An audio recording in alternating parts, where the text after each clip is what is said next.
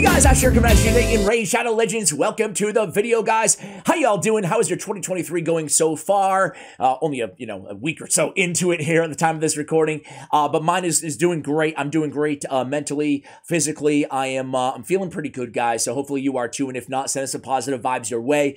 This weekend, I'm taking my son to Disney on Ice, so that should be a blasty. Hopefully he enjoys it as much as his dad is going to. Today we're going to go ahead and take a look at the new Teela Goremane, guys. She is really good now. She's really good now, which is crazy, and it's been a while, right? It got me thinking about crappy legendaries, and now they're really good, right? Like Candrafon, like Dracomorph, like Mashald. Well, I think Teela Goremane is going to be next in that line, guys. Maybe not quite as good as some of those other champions, but still very, very usable. Take her out of the vault if you're anything like me. I had her in the vault, and I couldn't even find her, man. They need like a search the champion. Do they not? I mean, those of you who have been playing for a few years, you know what I'm talking about. It's like, I don't know where she is, man. I can't find, it took me 20 minutes to find this champion. Anyway, she was in my vault.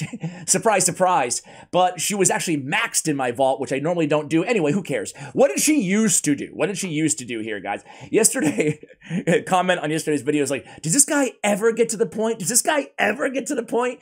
And I'm not going to lie, it kind of hurt my feelings a little bit. But I guess, you know what? If you're new to the channel, that's what you signed up for here. There's a lot of great YouTubers in Raid.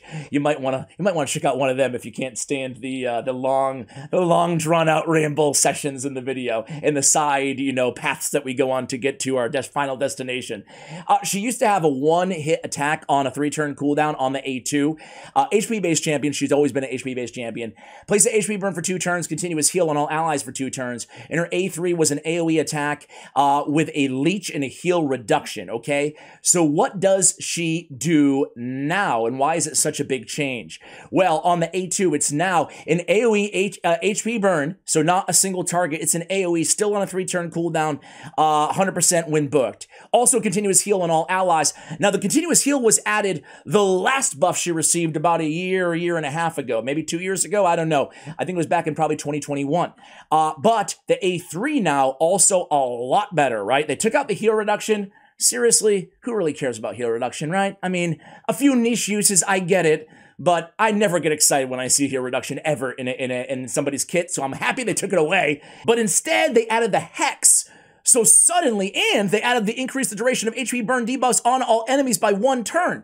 So an HP burn increaser with the Hex. Now we're talking, and she's bringing the HP burn on the A2. This makes her just god tier, in my opinion, for Spider and for Hydra Clan Boss particularly, but really anywhere you need a burner in the game. A bunch of Doom Tower bosses, Doom Tower wave clearing, 2 AoE attacks now in her kit. She's still healing as well. She's easy to keep alive because she's an HP-based champion. Heck, on the A1, she's stealing buffs. She's straight up stealing a random buff from the target and also has a 50% chance of stealing another random buff from another target that's under 2 or more buffs. So again, great for Hydra. And, there's so many different ways you can build this champion. You can build her with Retribution to get those counterattacks in. You can build her down the support tree. I'm going to show you how I built her in today's video, and it's not going to be a surprise to you guys. Not going to be a surprise.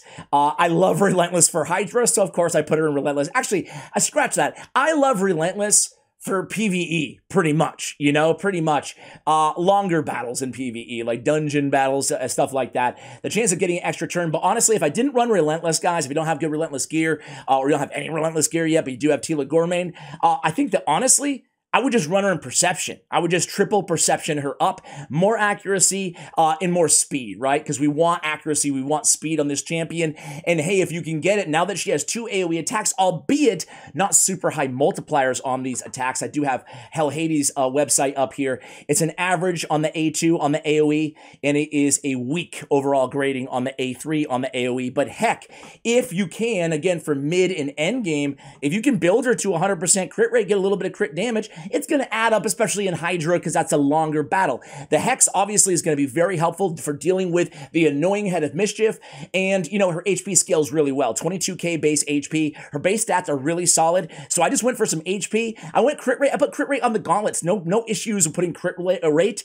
I wouldn't necessarily go all-out crit damage, and honestly, there's no issues just going HP percentage on the gauntlets, and just saying to hell with it with the crit rate and the crit damage on this champion, because most of the utility, excuse me, is going to come from that Hex, going to come from the continuous heals, going to come from the burn, and the burn extension, okay? But, hey, 2 AoE attacks, I'll take the extra damage too. I have War Master Mastery on this champion, on this build as well. We have accuracy at 303, which is a little low, but it is actually fine. It's a little low for, like, Nightmare Hydra, or end game content in Doom Tower, Sand Devil's Necropolis. She's a healer now for Sand Devil. She's got burns for Sand Devil too. So I would want to take that up, but I'm going to show you guys, I think, Brutal Hydra in Stage 25 Spider in today's video, and that's going to be fine for where we are, okay, in terms of the accuracy level.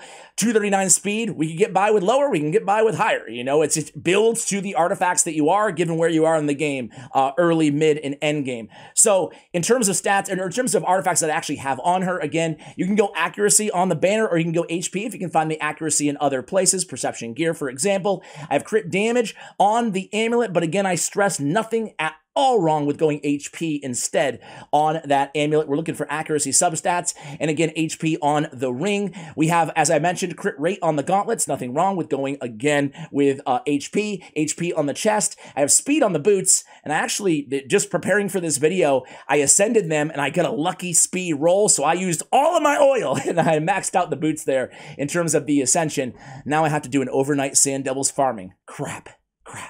I don't know why it bothers me. I'll be asleep, but it's just like, oh man, all my oil. Oil takes so long to kind of accumulate, right? Like, you upgrade a couple artifacts, and you're like, crap, I'm out again. Damn it. Anyway, side note, side tangent. There you go to that viewer who loves the side tangents. Masteries, guys. I went with this very simplistic build, a basic build for anybody, right? I went with a War Master down the left-hand side. I went Life Drinker for a little bit of healage as well, since we do have a little bit of damage on this champion. I went with the Accuracy Masteries. I went down here and I split the difference with Lower Steel and Cycle of Magic, so I can get Lasting Gifts to extend the duration of her continuous heals, and so I can get Master Hexer to extend the duration of her HP burn, and her Leech that she's bringing to the table, and her Hex that she's bringing to the table. She got a lot she's bringing to the table. So, really happy with this build, but again, nothing wrong, especially if you don't need the accuracy. She's already extending burns anyway. Nothing wrong with going defense and maybe going retribution along with deterrence to try to get those buffs away, stolen from the enemies off of her A1 ability, which obviously does require accuracy for this steal, requires accuracy for the burn, accuracy for the leech and the hex. So accuracy is very important on this champion.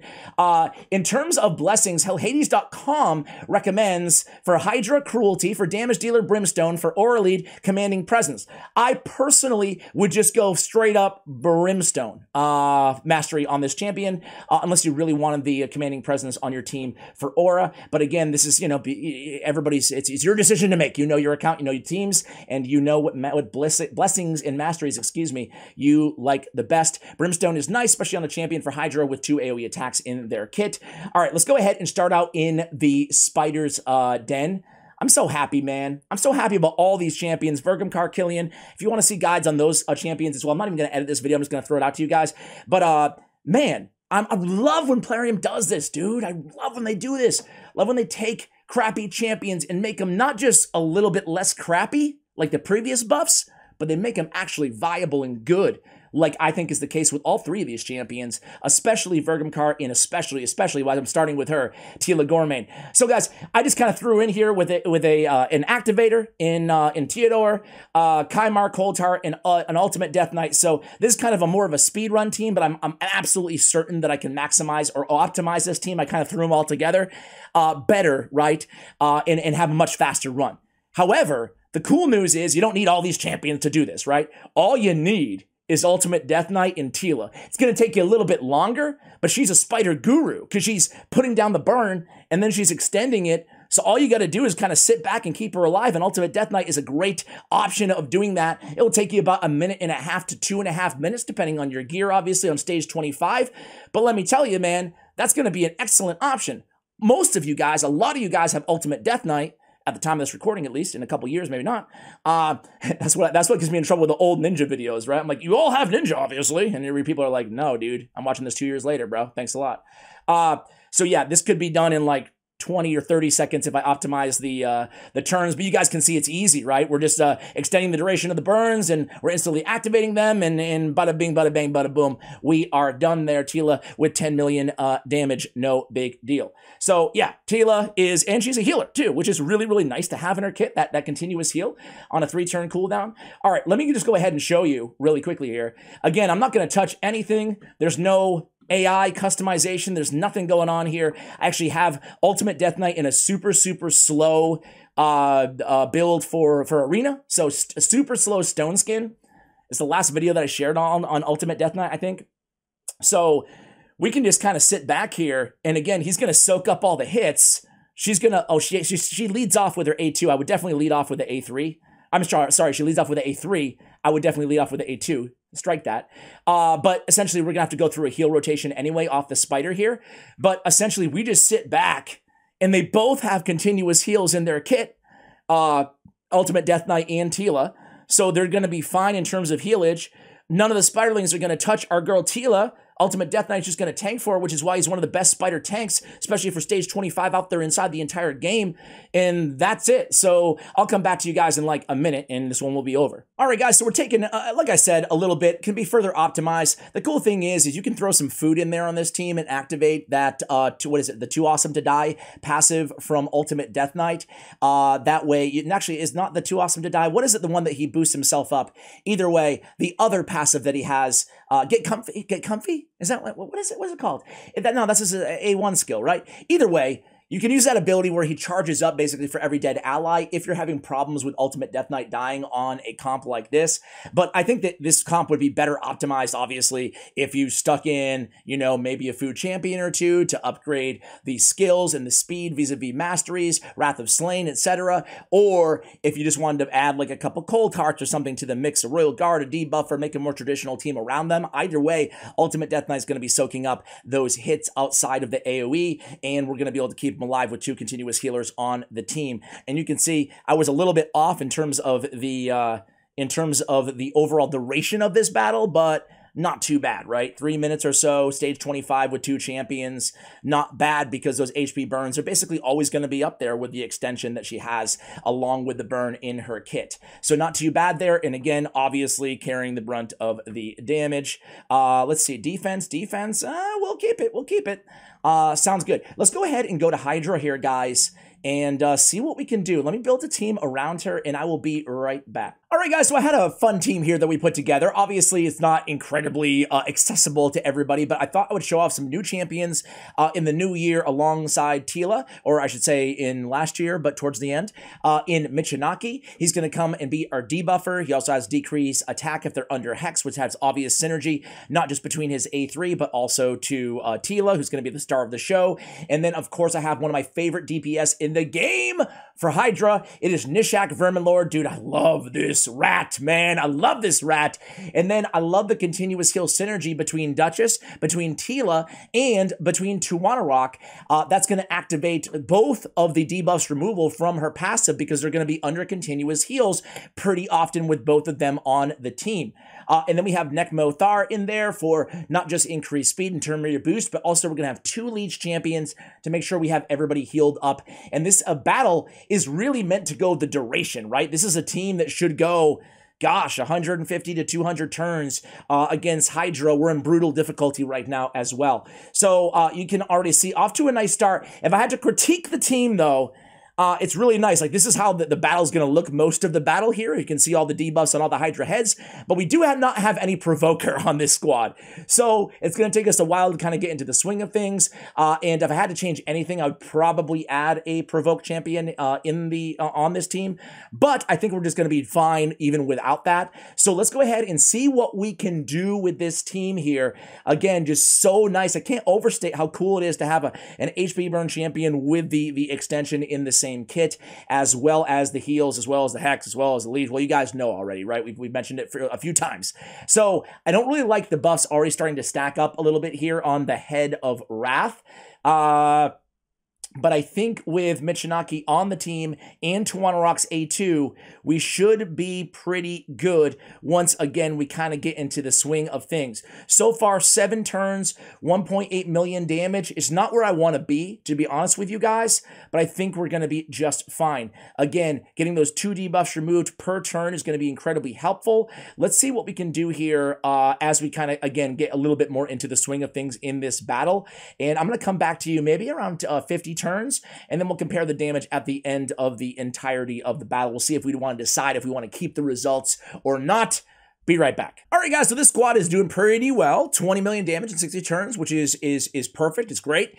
Everybody's staying alive, which is fantastic, and things seem to be going well for, hopefully, the long haul. So, again, I'll come back to you in a little bit, but you guys can see, everybody's staying nicely healed up. Gotta love the leeches as well. Everything's looking good, guys. Be right back. All right, guys, things are kind of wrapping up here. She got eaten a little while ago, probably around like 5-10 turns ago. We're at around 74. Let's see if we can get to 75 million damage. I'm not sure if we'll get there here. Michinaki is a beast. Ratman is a beast. Teela's a beast. I just really, really love the synergy between this team for the reasons that I spoke about at the beginning of this run. It's been 35 minutes, so again, good survivability here. 220 turns into brutal difficulty. So let's see if we can get to that 74 million damage mark. So close. And can we get it? If we get to, there we go, 74 million damage. Not bad at all. I'm really curious to see the healing and the damage of Teela. And let's see. So we get Nekmo putting out 9, Michinaki, a beast. Michinaki in Nishak, 23 and 22 million damage. And then we have Teela kind of right in the middle, but also healing, supporting the team, getting those HP burns extended as well. Really, really like this team. I'm going to go ahead and keep those results. And again, 2.8 million in heals, plus the leeches on top of that, where you can see, benefiting other champions, of course, on the squad as well. Man, oh man, oh man. Really, really, really good champion now. I like her versatility that she brings to the table, She's bringing the AoE attacks. She's bringing now the HP burn, the extension, the leech, the Hex. Hex is obviously nice. So they added the extra damage to the Hex debuff as well. So a lot to like. Keep in mind, too, no Brimstone. We see Brimstone, all that smite damage. Smite damage, smite damage, smite damage. None on Teela. So I'm going to guess that was, that will make up a few million of damage at least. So definitely closer than it looks to Michinaki and Nishak, but either way, very impressive numbers and a very impressive buff to this otherwise or previously really crappy champion. Guys, thank you so much for watching. I'll see you later on tonight. I think I'm going to do an updated guide on maybe Cold Heart here for 2023, covering blessings and stuff that was added last year in the game. Either way, guys, thank you for watching all the way till the end. I appreciate you, and as always, take care, guys.